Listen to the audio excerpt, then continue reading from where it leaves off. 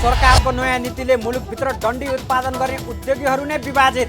पत्रु पगालेर डन्डी उत्पादन गर्ने उद्योगीले स्वागत गर्दा ब्लेड खरिद गर्ने आन्दोलित। सन् 2022मा नेपालको आर्थिक वृद्धि दर 4.1% हुने एसियाली विकास बैङ्कको संशोधित अनुमान। महँगी बढेर 5.2% पुग्ने। र शेयर बजारमा झन्डै 105 अङ्कको वृद्धि। कारोबार रकम र शेयर सङ्ख्यामा भने कमी। करिब 2 दर्जन कम्पनीको शेयर मूल्यमा सकारात्मक वृद्धि।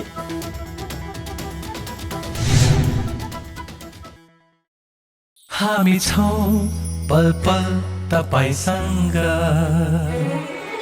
हिमाल पहाड तराईसँग, साथ छ हाम्रो बढ्ने कदमलाई। सलाम छ ती पोरखी हातहरूलाई, जिन्दगी सजाइदिन्छौँ हामी, हर सासको साथी बन्छौँ हामी। सुरक्षा अनि समृद्धि प्राण छ हाम्रो, हर आफू पनि बचौँ अरूलाई पनि बचाऊ। आजै नेपाल लाइफमा जीवन बिमा गरौँ। हामी हौं नेपाल लाइफ। नेपाल लाइफ, किनकि जीवन अमूल्य छ।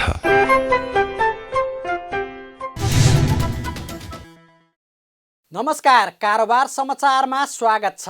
अब समाचार विस्तारमा। सरकारले प्रतिस्थापन विधेयक मार्फत फलाम उद्योगका लागि नयाँ नीति ल्याएसँगै मुलुकभित्र सञ्चालित उद्योगहरू विभाजित भएका छन्। स्पन्ज र स्क्रैप अर्थात् आइरन र पत्रु कच्चा पदार्थको रूपमा प्रयोग गर्दै छड तथा डन्डी उत्पादन गर्दै आएका उद्योगीहरू एकतर्फ र स्टिल ब्लेडलाई कच्चा पदार्थको रूपमा प्रयोग गर्दै छड तथा डन्डी उत्पादन गर्दै आएका उद्योगीहरू अर्कोतर्फ विभाजित हुन पुगेका हुन्।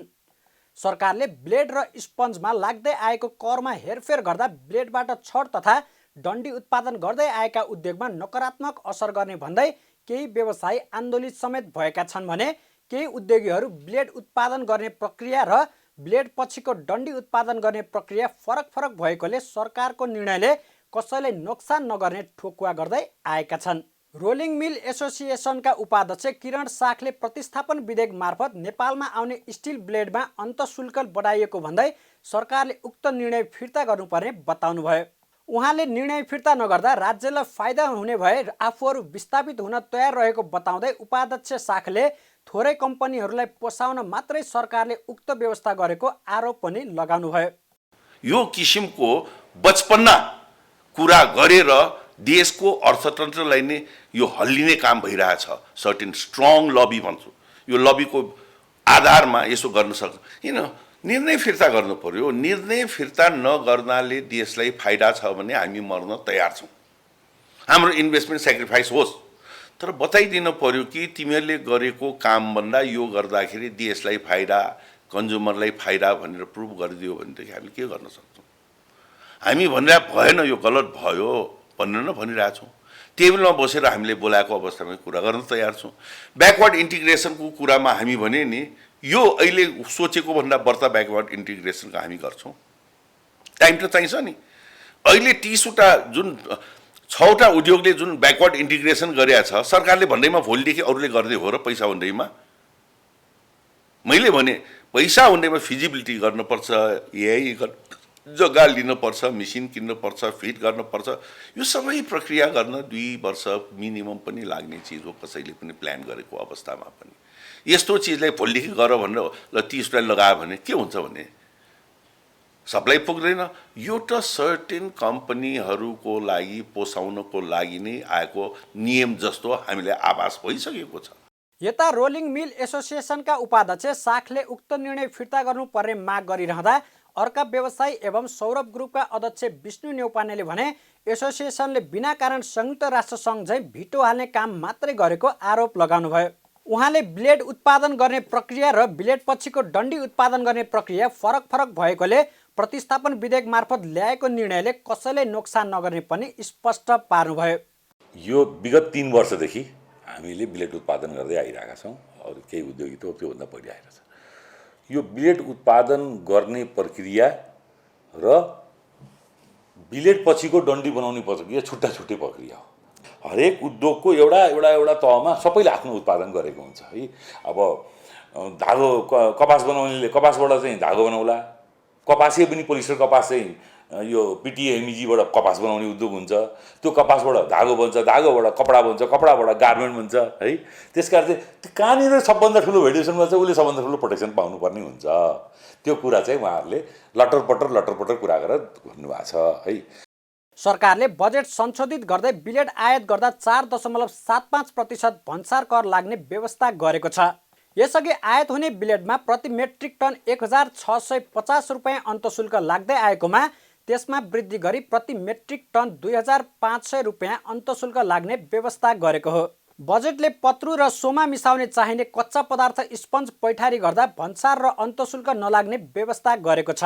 हाल देशमा साना ठुला गरी 30 वटा फलामे छड उत्पादन गर्ने उद्योगमध्ये 6 वटा उद्योगले मात्रै आइरन र पत्रु पगाली डन्डी उत्पादन गर्दै आएका छन्। नवनियुक्त परराष्ट्र मन्त्री डाक्टर नारायण खड्काले आफ्नो कार्यकालमा भारत र चीनसँगको सम्बन्ध अत्यन्तै सन्तुलित हुने बताउनु भएको छ। बुधबार अपराह्न सिंहदरबार स्थित परराष्ट्र मन्त्रालय पुगेर पदभार ग्रहण गर्नुभएका परराष्ट्र मन्त्री खड्काले सञ्चारकर्मीहरूमा छिमेकी दुई मुलुक भारत र चीन बीचको सम्बन्ध अत्यन्तै सुमधुर, अत्यन्तै घनिष्ठ, मैत्रीपूर्ण र अत्यन्तै सन्तुलित हुने बताउनु भएको हो। उहाँले परराष्ट्र नीति कुनै दल विशेषको नहुने उल्लेख गर्दै राष्ट्रिय सहमतिका साथ अघि बढ्ने प्रतिबद्धता समेत व्यक्त गर्नुभयो। मन्त्री खड्काले राष्ट्रिय हितलाई केन्द्रमा राखेर परराष्ट्र सम्बन्धलाई अघि बढाउने काममा आफू केन्द्रित भएर लाग्ने पनि बताउनुभयो। उहाँले एमसिसी लगायतका जल्दा बल्दा समस्या समाधानका लागि राष्ट्रिय सहमति कायम गर्दै त्यसका स्थलगत र मिथ्यागत कुरालाई ध्यानमा दिएर राष्ट्रिय हित अनुकूलताका कामलाई मात्रै अघि बढाउने पनि स्पष्ट पार्नुभयो। विश्व परिवेश अहिले दक्षिण एसियामै पनि जुन एउटा सङ्क्रमणकालीनतिर फड्कोमा आइरहेको छ अन्तर्राष्ट्रिय सम्बन्ध, विश्व सम्बन्ध, त्यसले पार्न सक्ने हामीलाई प्रभाव र हाम्रो आन्तरिक खास गरेर सम्बन्धलाई सन्तुलन कायम गर्दै हाम्रो राष्ट्रिय हितलाई अगाडि बढाउनको लागि हामीले अत्यन्त जिम्मेवारीपूर्ण तरिकाले र साथसाथै यो राष्ट्रिय हित भएको हुनाले राष्ट्रिय सहमति समेतलाई ध्यानमा दिएर सबै दलका नेताहरूसँग परामर्श गरेर सबैको सहमति गरेर हाम्रा अहिलेका जल्दाबल्दा समस्याहरू र साथसाथै भावी दिनमा आउन सक्ने समस्याहरूको लागि पनि र परराष्ट्रलाई एउटा गतिशील, आधुनिक, प्रविधियुक्त मन्त्रालयको रूपमा अगाडि बढाउनको लागि पनि यो मेरो प्राथमिकता हो र त्यसैमा केन्द्रित भएर म मेरो आफ्ना काम कारबाही, आफ्नो जिम्मेवारी त्यसै रूपमा वहन गर्नेछु। यी विषयहरूको बारेमा मैले अब अझ यसका भन्छ नि अङ्ग्रेजीमा ऱ्यामिफिकेसन्सहरूको बारेमा अध्ययन गरेर त्यसले पार्न सक्ने प्रभावहरू र यो बारेमा सिर्जना भएका केही तथ्यगत, केही मिथ्यागत कुराहरूलाई पनि ध्यानमा दिएर अनि फेरि मैले भन्न चाहन्छु कि नेपालको राष्ट्रिय हितलाई कसरी प्रवर्धन गर्दा नेपालको हाम्रो सार्वभौमता, हाम्रो राष्ट्रिय अखण्डता, हाम्रो सुरक्षा र हाम्रो आर्थिक हितलाई प्रवर्धन गर्नको लागि हामीले सबै राष्ट्रहरूसँग र खास गरेर छिमेकी राष्ट्रहरूसँग अत्यन्त घनिष्ठ र सन्तुलित सम्बन्ध कायम गर्दै अगाडि बढ्ने हो। परराष्ट्र मन्त्री खड्काले संयुक्त राष्ट्र सङ्घको महासभामा एमसिसी बारे छलफल नहुने पनि स्पष्ट पार्नुभयो। उहाँले त्यस अवसरमा विश्वको विभिन्न देशका परराष्ट्र मन्त्रीहरूसँग द्विपक्षीय हितको विषयमा छलफल हुने बताउनुभयो। नवनियुक्त परराष्ट्र मन्त्री खड्काले आफू संयुक्त राष्ट्र सङ्घको महासभाको बैठकमा भाग लिएर आएपछि विभिन्न देशमा राजदूत नियुक्तिको प्रक्रिया अघि बढाउने जानकारी समेत दिनुभयो। राष्ट्रपति विद्यादेवी भण्डारीले परराष्ट्र मन्त्री डाक्टर खड्कालाई आजै पद तथा गोपनीयताको शपथ दिलाउनु भएको हो। राजनीतिसँगै अध्ययन र समाजसेवामा विशेष रुचि राख्ने मन्त्री खड्का 4 दशकदेखि राजनीतिमा सक्रिय हुनुहुन्छ। अर्थशास्त्रमा विद्यावरिधि गर्नुभएका उहाँ नेपाली काङ्ग्रेसको प्रभावशाली नेता मानिनुहुन्छ। नेपाली काङ्ग्रेसका उपसभापति विजय कुमार गच्छादारले ललिता निवास जग्गा प्रकरणमा आफूलाई प्रतिशोधपूर्ण ढङ्गले भ्रष्टाचारको आरोप लगाइएको बताउनु भएको छ। बुधबार काठमाडौँमा पत्रकार सम्मेलन गर्दै उपसभापति गच्छादारले आफूमाथि ललिता निवास जग्गा प्रकरणमा भ्रष्टाचारको मुद्दा लगाउनु असान्दर्भिक रहेको बताउनु भएको हो। उहाँले प्रधानमन्त्री लगायत विशिष्ट व्यक्तिहरूको निवास विस्तार गर्ने गुरु योजना आफू मन्त्री हुनुभन्दा अगाडिदेखि नै प्रारम्भ भएको भन्दै तत्कालीन प्रधानमन्त्री माधव कुमार नेपालको निर्देशन अनुसार प्रक्रिया अगाडि बढाए मन्त्री परिषदले सामूहिक निर्णय गरेको भए पनि आफूलाई पूर्वग्राही रूपमा भ्रष्टाचारको मुद्दा चलाइएको बताउनुभयो। उहाँले आफूमाथि लगाएको भ्रष्टाचारको मुद्दा प्रतिशोधपूर्ण रहेको पनि बताउनुभयो। मन्त्री परिषदको सामूहिक निर्णयमाथि तहकिकात अनुसन्धान गर्नै मिल्दैन अख्तियारले। त्यो मन्त्री परिषदको निर्णयमा गर्छ भने सिङ्गो मन्त्री परिषदमाथि, जुन मन्त्री परिषदमा त्यति बेलाको मन्त्री परिषदमा अहिलेको वर्तमान राष्ट्रपति विद्यादेवी भण्डारी पनि रक्षा मन्त्री हुनुहुन्थ्यो, के अरे भीम रावल गृहमन्त्री हुनुहुन्थ्यो, काङ्ग्रेसका साथीहरू सुजाता कोइराला उप प्रधानमन्त्री हुनुहुन्थ्यो, धेरै मन्त्रीहरू थिए। त्यसकारण त्यो सामूहिक निर्णय भएको हुनाले मलाई व्यक्तिगत रूपमा जबरजस्ती मुद्दा चलाएको हो, त्यो मुद्दा ममाथि लागू हुँदैन थियो। त्यसकारण त्यसमा यदि कोही दोषी छ भने छानबिन गरोस्, मैले पनि त्यो चाहेको छु। उपसभापति गच्छादारले नेपाली काङ्ग्रेसको 14औं महाधिवेशनमा आफू सभापतिको उम्मेद्वार नबन्ने स्पष्ट पनि पार्नुभयो। उहाँले पार्टी सभापति शेरबहादुर देउवा र वरिष्ठ नेता रामचन्द्र पौडेलबीच सौहार्दपूर्ण वातावरणमा मिलेर अगाडि बढ्नको निम्ति आफूले भूमिका निर्वाह गरेको बताउनुभयो। आफू नेपाली काङ्ग्रेसको सङ्गठनलाई बलियो बनाउनको निम्ति काङ्ग्रेससँग एकीकरण गरेको भन्दै उहाँले कुनै पनि गुट वा समूहको पक्षमा वकालत नगर्ने पनि स्पष्ट पार्नुभयो। एसियाली विकास बैंक एडिबीले सन् 2022मा नेपालको आर्थिक वृद्धि दर 4.1% हुने संशोधित प्रक्षेपण गरेको छ। एडिबीले बुधबारै सार्वजनिक गरेको आउटलुक 2021 अपडेटले सन् 2022मा नेपालको कुल ग्राहस्थ उत्पादन जीडीपीको आर्थिक वृद्धि दर 5.1% हुने अनुमान गरेकोमा यसलाई संशोधन गर्दै 4.1% हुने प्रक्षेपण गरेको हो। सन् 2021मा जीडीपीको वृद्धि दर 3.1% अनुमान गरेकोमा 2.3% मात्रै कायम हुने देखिएको छ। एडिबीले गत आर्थिक वर्षको आर्थिक वृद्धिको प्रक्षेपित लक्ष्य भेटाउन नेपालले नसकेको तथा चालु आर्थिक वर्षका लागि गरिएको प्रक्षेपण पनि पूरा गर्न नसकिने कारण लक्ष्य संशोधन गरिएको जनाएको छ। जीडीपीको वृद्धि सङ्कुचन हुने प्रक्षेपण गरेको एडिबीले महँगी भने बढ्ने बताएको छ। यसअघि सन् 2022मा महँगी 6% हुने अनुमान गरिएकोमा यसलाई पनि संशोधन गर्दै 5.2% हुने अनुमान गरेको थियो। सन् 2021मा महँगी 5.0% हुने अनुमान गरेकोमा 3.6% हुने देखिन्छ। खाद्य तथा पेय पदार्थको समूहको मुद्रास्फीति 5.0% र गैर खाद्य तथा सेवा समूहको मुद्रास्फीति 2.5% रहने पनि एडिबीको अनुमान छ। चालु आर्थिक वर्षको सुरुवाती दिनहरूमा कोभिड-19 महामारीको सङ्क्रमण दर उच्च नै रहेकाले आर्थिक वृद्धि दर लक्ष्य संशोधन गर्नु परेको एडिबीले जनाएको छ।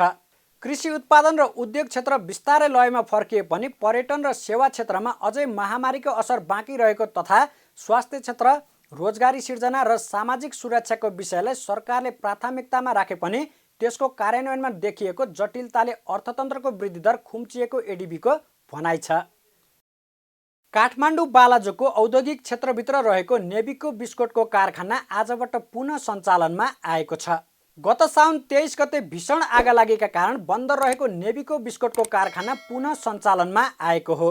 बुधबार कम्पनीले पत्रकार सम्मेलन आयोजना गरी सञ्चालनमा आएको जानकारी दिएको हो। कारखाना सञ्चालनमा आए पनि पूर्ण रूपमा सञ्चालनमा आउन अझै केही समय लाग्ने कम्पनीको भनाइ छ। कम्पनीका प्रमुख कार्यकारी निर्देशक केशव भट्टराईले पहिलो चरणमा दैनिक 16 टन मात्रै उत्पादन गर्ने लक्ष्य रहेको बताउनुभयो। उहाँले आगलागीका कारण मेसिन पूर्ण रूपमा ध्वस्त भएको कारण पहिलेको क्षमताभन्दा कम उत्पादन हुने बताउनुभयो। उहाँले यसअघि एभरेजमा दैनिक 20 देखि 22 टन बिस्कुट उत्पादन हुने गरेको पनि बताउनुभयो। यस्तै उहाँले आगलागीबाट अनुमानित कुल 22 करोड रुपियाँ बराबरको क्षति भएको पनि जानकारी दिनुभयो, जसमध्ये 12 करोड रुपियाँ अनुमानित कच्चा पदार्थमा र बाँकी मेसिन र घरमा क्षति पुगेको उहाँले बताउनुभयो। मेसिन र घरको क्षति पूर्ण विवरण अझै नआएको पनि उहाँले जानकारी दिनुभयो। एभरेज करिब 20 देखि 22 टन पहिला दुईटा मेसिनबाट डिपेन्ड्स अन यो क्षमता चाहिँ कस्तो हुन्छ, डिपेन्ड्स अन भेराइटी कि यो प्रडक्ट बनिसकेपछि त डेट अफ प्रोडक्सन भएपछि त एउटा एक्सपायरी डेट त्यहीदेखि सुरु हुन्छ नि। त्यसैले हामीले जहिले पनि म्यानुफ्याक्चरिङ गर्दाखेरि मार्केट डिमान्ड जुन हिसाबले रहन्छ त्यही हिसाबले प्रडक्ट क्याटेगोराइज गरेर बनाएको हुन्छ। पहिला हामीले 22 टनदेखि 25 tonne depends on variety average 22 टनको हामी बनाइरहेको थियौँ भने अब आज चाहिँ 16 टन जति 24 आवरमा बनाउन सकिन्छ होला। हाम्रो महिनाको करिब 500 टन जति बनाउन सकिन्छ कि आश गरेका छौँ हजुर। अहिले चाहिँ पहिला चाहिँ हामी जम्मै 700 टन जति एभरेज बनाउन सक्नुहुन्थ्यो। हामीले सबै म्यानपावरलाई अस्तिदेखि बोलायौँ केक क्लिनिङको कामहरू बाँकी थियो आजदेखि फर्मली रूपमा उहाँहरूलाई प्रडक्सन मार्केटमा अब हामीले यसो गरेको मार्केट डिस्टर्ब चाहिँ जस्तो भैरवाको जुन हाम्रो एउटा प्लान्टबाट कन्टिन्यू उत्पादन भयो भनेर भन्यौँ नि त्यो पनि हाम्रो नेभीको ब्रान्डबाटै उत्पादन भइरहेको थियो केही भेराइटी चाहिँ भैरवाका प्रडक्टहरू हामीले मार्केटमा कन्टिन्यू पठाइरहेका छौँ अरू चाहिँ अब आजदेखि उत्पादन भयो भनेदेखि अब 2-3 दिनपछि बजारमा प्याकिङ भएर जान सुरु हुन्छ। नेपालको पहिलो बिस्कुट उत्पादन कम्पनी भनेकै नेभिको प्राली हो। नेभिकोले करिब 58 वर्षदेखि आफ्ना उत्पादनहरू बजारमा बिक्री वितरण गर्दै आएको छ। नेपालमा अन्तर्राष्ट्रिय कम्पनीका बिस्कुटहरू नभित्रिएको समयमा नेभिकोका थिनारोट, ग्लुकोज, कोकोनट बिस्कुटले आधिपत्य जमाएका थिए। शेयर बजारमा झन्डै 105 अङ्कको हरियाली छाएको छ। बुधबार शेयर बजार मापन गर्ने नेप्से परिसूचक 104.88 अङ्कले बढेर 2816.95 अङ्कमा उक्लिएको हो। आजको वृद्धि अघिल्लो दिनको तुलनामा 3.87%ले बढी हो। केही दिनदेखिको तीव्र उतार चढाव बीच नेप्से परिसूचक उच्च अङ्कले बढे पनि कारोबार रकम र कारोबार शेयर सङ्ख्या भने घटेको छ। दिनभर कुल 217 कम्पनीको जम्मा 1,21,00,000 किता शेयर 6,07 करोड रुपियाँ बराबर मात्र किनबेच भएको छ। अघिल्लो दिन 1,53,00,000 किता शेयर 7,36 करोड रुपियाँ बराबरमा किनबेच भएको थियो। आज सबै समूहको परिसूचक हरियाली हुँदा सबैभन्दा धेरै बिमा समूहको परिसूचक 551.75 अङ्कले बढेको छ।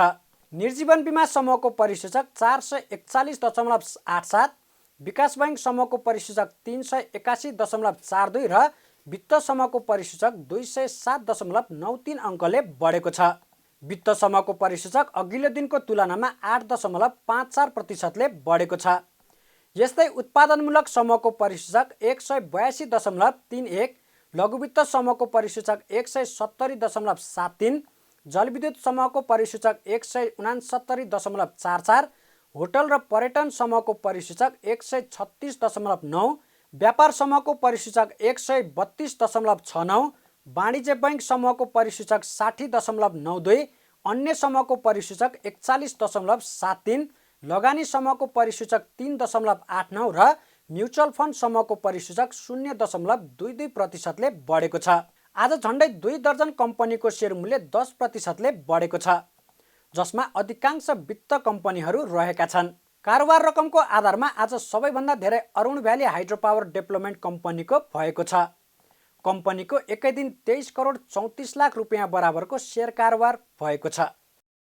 प्रतिनिधि सभा अन्तर्गतको शिक्षा तथा स्वास्थ्य समितिले डायलाइसिस मेसिन तत्काल थप गर्न सरकारलाई निर्देशन दिएको छ।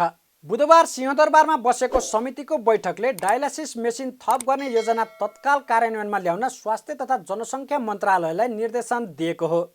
बैठकमा समितिकी सभापति जयपुरी घरतीले समितिले नेपालका नागरिकहरूमा इच्छा शक्तिको कमी भएकाले आत्मबल बढाउन मन्त्रालयले विभिन्न जनचेतनामूलक कार्यक्रम राख्नुपर्ने निर्णय भएको बताउनुभयो। उहाँले छिटोभन्दा छिटो डायलाइसिस गर्ने, किडनी ट्रान्सप्लान्ट गराउने कुरामा तत्काल ध्यान दिन पनि मन्त्रालयले निर्देशन दिनुभयो। किडनी फेल हुने समस्या नेपालीहरूमा धेरै पाइएकोले यसलाई कसरी कम गर्ने भनेर अध्ययन गर्न आवश्यक रहेको भन्दै सभापति घरतीले क्यान्सर, औलो र किडनी ट्रान्सप्लान्टको उपचारको लागि विशेष अस्पतालहरू बनाउन पनि सुझाव दिनुभयो। यो डायलिसिस गर्ने ढिलासुस्ती नगरेर छिटोभन्दा छिटो अलिक सर्वसुलभ अवस्थामा डायलिसिस दिने, किडनी ट्रान्सप्लान्ट गराउने यो कुरालाई पनि मन्त्रालयले विशेष ध्यान दिएर कार्यान्वयनमा लैजाओस् भन्ने म सबै मित्रहरूलाई निर्देशन दिन चाहन्छु। र एउटा मानिसले अहिले राख्नु भएको छ, यो हामीले निर्देशन चाहिँ भन्दैनौँ, तर सुझावको रूपमा के हो भने यो क्यान्सर त्यसपछि अरू विषयमा विशेष हस्पिटलहरू बनेका छन् र यो क्यान्सर त्यसपछि यो किडनी फेल हुने समस्याहरू नेपालमा अलिक धेरै बढी भएको छन्। यसलाई हामीले मध्यनजर गरेर टिचिङ हस्पिटलको नजिकै एउटा क्यान्सर हस्पिटल हाम्रै समितिले निर्देशन दिएर अध्ययन गरेर सबै उपसमिति बनाएर त्यो चाहिँ 5 तले भवन चाहिँ तयार भएको छ, त्यहाँ चाहिँ त्यो कार्यान्वयनको दिशातिर जाला हामीले त्यो गरेका छौँ। र अहिले अब यो किडनी सम्बन्धी पनि छुट्टै हस्पिटल अलिक विशेष खालको व्यवस्था गर्न अगाडि जाँदा राम्रो होला, यो सुझावको लागि म राख्न चाहन्छु। सभापति घरतीले समितिले गरेको निर्णय र सुझावलाई मन्त्रालयले गम्भीरतापूर्वक लिनुपर्ने बताउनुभयो। यता बैठकमा स्वास्थ्य तथा जनसङ्ख्या राज्य मन्त्री उमेश श्रेष्ठले डायलासिस, किडनी र क्यान्सर जस्ता रोगहरूको उपचारका लागि समयमै व्यवस्थापन गर्न नसके ठूलो महामारी बिहोर्नुपर्ने बताउनु भएको छ। उहाँले नेपालमा प्रत्येक वर्ष 3000 मानिसको किडनी फेल भएको विवरण आइरहेको भन्दै 5 वटा मात्रै उपचार गर्ने अस्पताल भएकोले किडनी ट्रान्सप्लान्ट गर्नका लागि पनि 2 वर्षसम्म कुर्नुपर्ने बाध्यता रहेको गुनासो गर्नुभयो। उहाँले डायलासिस गर्नका लागि आवश्यकता अनुसारको सर्भिस सेन्टर नपुगेको पनि जानकारी दिनुभयो।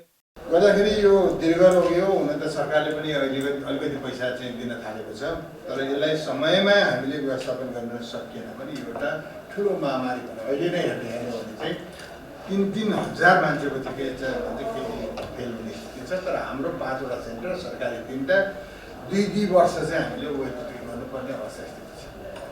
अनि यो डायलासिस गर्नुपर्यो भने एकदमै जति डायलासिस गर्नुपर्ने स्थिति हो त्यसमा हामीसित सर्भिस सेन्टरै पुगेको छैन। स्वास्थ्य राज्य मन्त्री श्रेष्ठले अहिलेसम्म नेपाललाई 1,77,00,000 कोरोना विरुद्धको खोप प्राप्त भएको पनि जानकारी दिनुभएको छ। उहाँले 3,59,00,000 खोप आउने प्रबन्ध मिलाएको र आउने क्रममा रहेको बताउनुभयो। राज्य मन्त्री श्रेष्ठले जम्मा जनसङ्ख्याको 18% भन्दा धेरैले कोरोना विरुद्धको खोप लगाइसकेको दावी गर्नुभयो।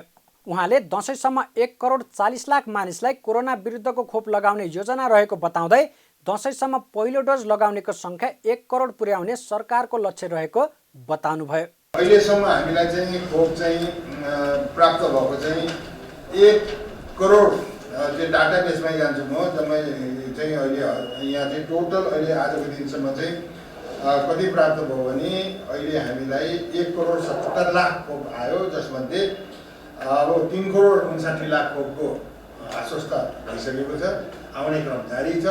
र अहिले पूर्ण खोप चाहिँ हामीले 56 लाखलाई लगायौँ र 65 लाखलाई पहिलो चाहिँ डोज लगाएको छौँ। 18% टोटल पपुलेसनको 18% भन्दा अलि माथि गएको छ। अहिले आएको 44 लाख खोप र हामीसित 15 लाख भएको स्टक चाहिँ यो हामी के गर्छौँ दसैँसम्म भन्दाखेरि अलि चाहिँ दसैँ र तिहारको बिचसम्म चाहिँ लगाउँछौँ। लगाउँदाखेरि हाम्रो टार्गेट के छ भन्दाखेरि दसैँसम्म 1,40,00,000लाई चाहिँ हामीले लगाउने टार्गेट गरेको छ। 40 देखि 50 लाखसम्म हुन सक्छ। स्वास्थ्य राज्य मन्त्री श्रेष्ठले अहिले स्वास्थ्यमा सबैभन्दा ठूलो खतरा बिमाबाट रहेको बताउँदै बिमा व्यवस्थित गर्न जरुरी रहेको बताउनुभयो। उहाँले बिमा भएकाहरूले वर्षमा एकपटक स्वास्थ्य परीक्षण गरे स्वास्थ्य समस्या कम हुने बताउनुभयो। उहाँले राज्यको पैसाको स्वास्थ्य क्षेत्रमा दुरुपयोग भएको भन्दै म्यानेजमेन्टलाई व्यवस्थापन गरेर अघि बढ्न जरुरी रहेको बताउनुभयो। कारोबार समाचारमा अब सुन चाँदी र विदेशी विनिमय दर सम्बन्धी जानकारी।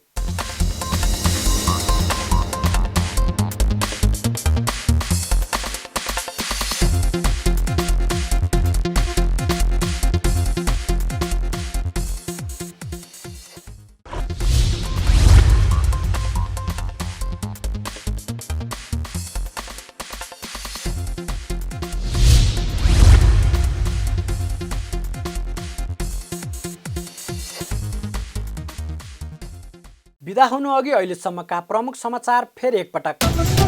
सरकारको नयाँ नीतिले मुलुकभित्र डन्डी उत्पादन गर्ने उद्योगीहरू नै विभाजित। पत्रु पगालेर डन्डी उत्पादन गर्ने उद्योगीले स्वागत गर्दा ब्लेड खरिद गर्ने आन्दोलित। सन् 2022मा नेपालको आर्थिक वृद्धि दर 4.1% हुने एसियाली विकास बैङ्कको संशोधित अनुमान, महँगी बढेर 5.2% पुग्ने। र शेयर बजारमा झन्डै 105 अङ्कको वृद्धि, कारोबार रकम र शेयर सङ्ख्यामा भने कमी, करिब 2 दर्जन कम्पनीको शेयर मूल्यमा सकारात्मक वृद्धि।